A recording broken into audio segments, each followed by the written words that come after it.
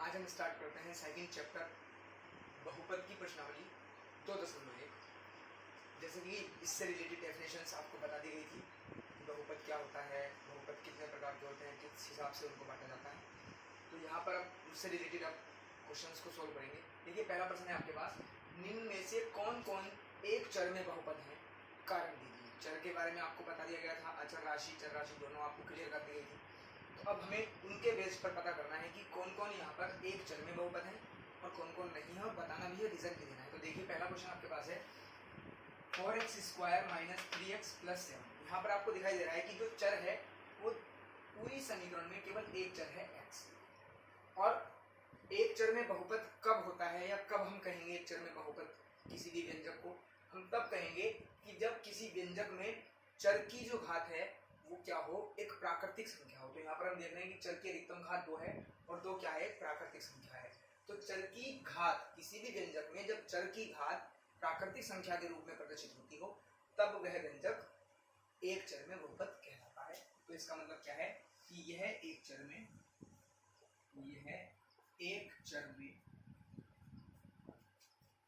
बहुपद है। क्यों है? क्योंकि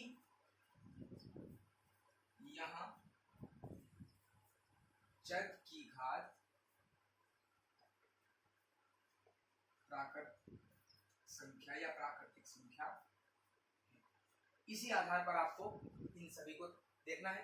तो यहाँ पर हम देखते हैं y की घात 2 + वर्गमूल 2। तो यहाँ पर एक ही चर है केवल y और उस पर जो घात है वो क्या है 2, जो कि एक प्राकृतिक संख्या है। तो इसमें भी यही कारण आ जाएगा कि यह क्या है, यह एक चर में व्यंजक एक चर में बहुपद है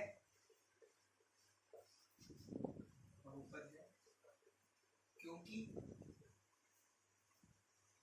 चर की घात क्या है, एक प्राकृत संख्या है।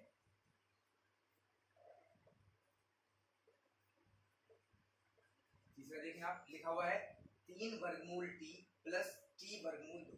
तो यहाँ पर चर तो दोनों ही में एक है, t है, परंतु यहाँ पर दिखाई दे रहा है कि t की जो घात है वो वर्गमूल है और वर्गमूल का मतलब है 1/2। जब भी किसी चर पर लिखा है वर्गमूल लिखा हो या बोलते हैं हम इसको अंडर रूट लिखा हो, तो उसका मतलब होता है उस चर की जो घात होती है वो क्या होती है, 1/2 यानी कि आधी घात होती है। और 1/2 क्या है, परिमेय संख्या है, प्राकृतिक संख्या नहीं है। तो यह एक चर में बहुपद नहीं है। तो यहाँ पर आप क्या लिखेंगे, यह एक चर में बहुपद नहीं है क्योंकि यहाँ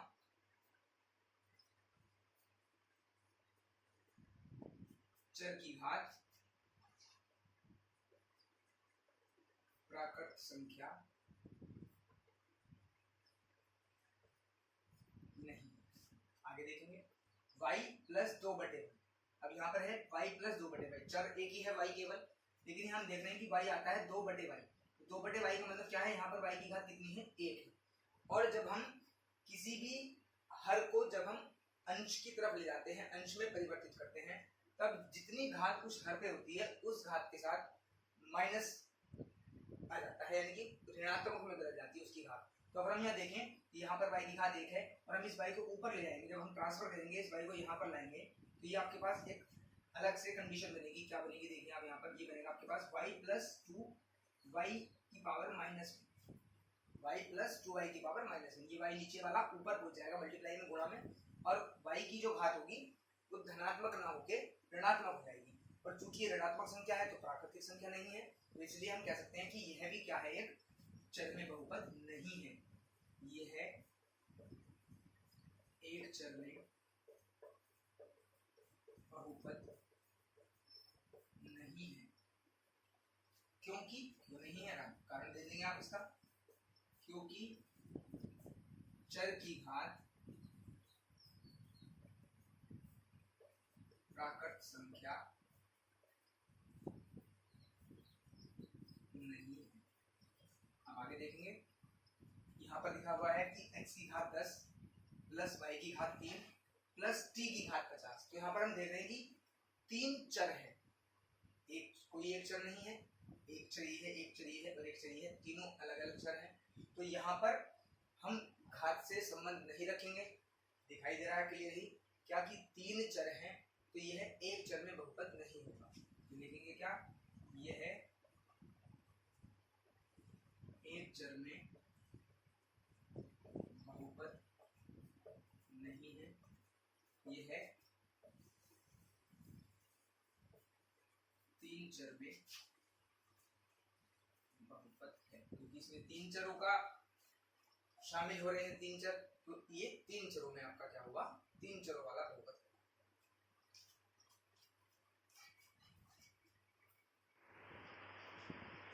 अब आते हैं प्रश्न नंबर 2 पर। देखिए क्या पूछा है इसमें आपसे, निम्न में से प्रत्येक में x की घात 2 का गुणांक लिखिए। तो सबसे पहले हमें जानना जरूरी है कि गुणांक क्या होता है।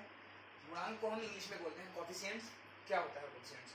जब भी आपको कोई भी व्यंजक दिया हो, चाहे वो एक चर में हो, दो चर में हो या तीन चर में हो, तो उस चर के साथ गुणा में जो भी अंक लिखा होता है, जो भी डिजिट लिखी होंगी, वही क्या कहलाएंगे, उस चर का गुणांक कहलाएंगे या कोफिशिएंट्स कहलाएंगे। तो इस प्रकार से इन चार आपको सवाल दिए गए हैं, इन चारों ही सवालों में आपको सिर्फ और सिर्फ एक्स स्क्वायर का गुणांक देखना है कि एक्स स्क्वायर का गुणांक क्या है। तो यहाँ हम देखते हैं एक्स स्क्वायर, यहाँ पर केवल यहीं पर एक्स स्क्वायर है, तो एक्स स्क्वायर के साथ कोई भी संख्या गुणा में नहीं है।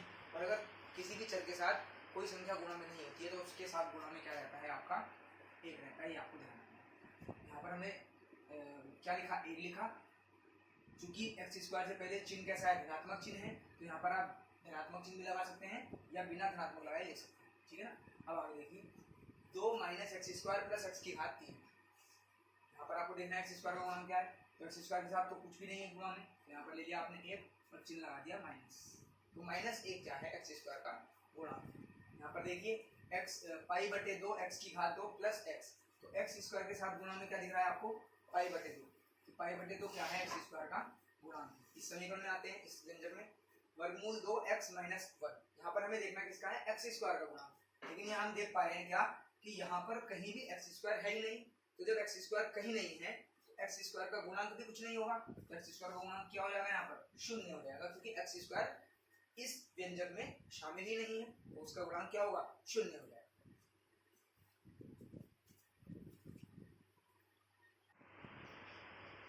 अब आते हैं क्वेश्चन नंबर 3 पर। लिखा क्या है, 35 घात के द्विपद का और 100 घात के एक पद या एक पदी व्यंजक का या बहुपद का क्या देना है आपको, एक एक उदाहरण देना है। तो ऐसे अनगिनत उदाहरण हो सकते हैं जिनमें चर की घात 35 हो, लेकिन ध्यान रखना है कि चर की घात 35 भी हो और साथ में क्या हो, वो क्या होना चाहिए, द्विपदी भी होना चाहिए, यानी कि उसमें 2 पद होने चाहिए, ये भी अवश्य ध्यान रखना है।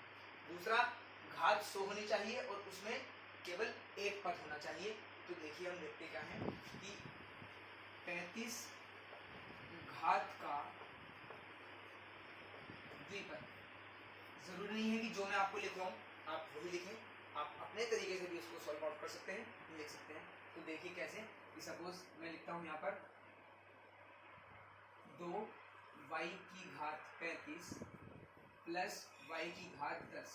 ये क्या है, 2 पद है इसके अंदर और अधिकतम घात कितनी है, 35। इसके अलावा भी बहुत सारे उदाहरण आप लिख सकते हैं। अब आते हैं इसके ऊपर, 100 घात का एक पद एक होना चाहिए और अधिकतम घात कितनी होनी चाहिए, 100। तो आप क्या लिख सकते हैं, 6z की घात 100। इस तरह से अनगिनत उदाहरण आप दे सकते हैं। तो इस प्रकार से 35 घात का द्विपद का एक उदाहरण आपके पास ये है, 100 घात का एक पद का उदाहरण है। चर आपके ऊपर निर्भर करता है कि आप कौन सा चर ले सकते हैं। यहाँ पर आप y की जगह x भी लिख सकते हैं, यहाँ पर z की जगह आप x या y कुछ भी लिख सकते हैं।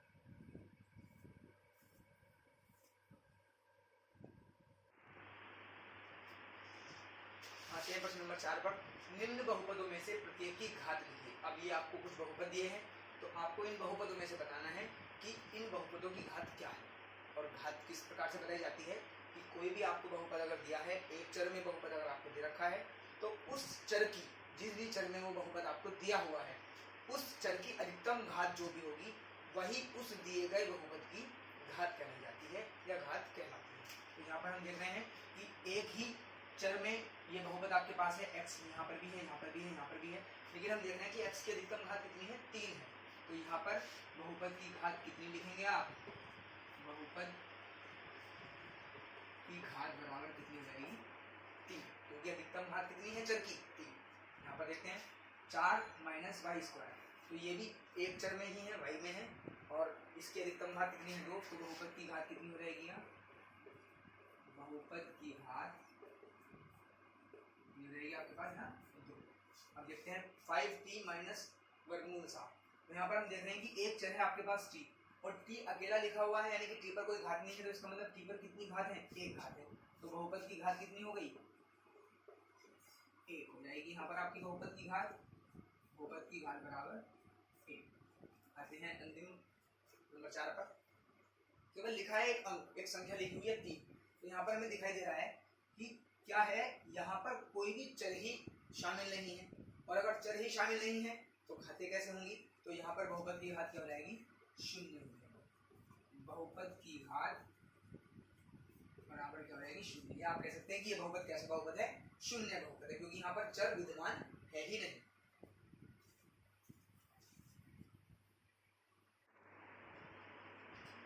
अब आते हैं प्रश्नावली 2.1 के प्रश्न नंबर 5, अंतिम प्रश्न पर।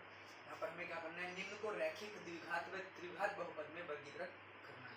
जैसे कि बताया गया था आपको कि बहुपदों को घातों के आधार पर बांटा जाता है और पदों के आधार पर बांटा जाता है, तो यहाँ पर आपको ये बताना है इस व्यंजकों को, इन बहुपदों को देखकर कि कौन कौन बहुपद रैखिक बहुपद है, द्विघात बहुपद है और त्रिघात बहुपद है। तो ये कब पता चल पाएगा, कैसे हम पता कर पाएंगे, हम यहाँ देखेंगे कि चर की घात क्या है, चर की अधिकतम घात से हम बात करेंगे, और उसके अनुरूप हम वहाँ पर पता करेंगे कि वह बहुपद रैखिक है, द्विघात है अथवा त्रिघात है। तो देखें यहाँ पर एक चर में समीकरण यानी व्यंजक आपको दिया हुआ है, तो x की घात 2 प्लस x, यहाँ पर x की अधिकतम घात कितनी है 2, तो ये कैसा बहुपद है आपका, ये लिख सकते हैं आप इसको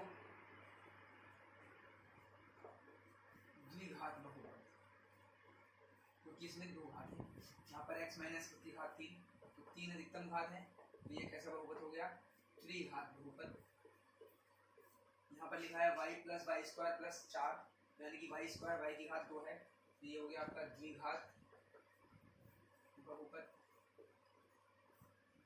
1 प्लस एक्स, यहाँ पर x है, x की अधिकतम घात कितनी है 1, तो इसको आप एक घातीय या फिर आप देख सकते हैं रैखिक बहुपद। नेक्स्ट पर आते हैं 3t, t के ऊपर भी कोई घात नहीं, यानी कि कितनी है 1, तो यह भी कैसा बहुपद है आपका, यह भी रैखिक बहुपद। आर स्क्वायर, आर भी क्या है एक चर के रूप में लिया जा सकता है, आर की घात कितनी है 2, तो ये कैसा बहुपद हो गया, चूंकि घात कितनी है यहाँ पर 2, तो ये घात। इस प्रकार से आप घातों को देखकर बहुपदों को उनकी घातों के अनुरूप वर्गीकृत कर सकते हैं। तो ये प्रश्नावली 2.1 का अंतिम प्रश्न था।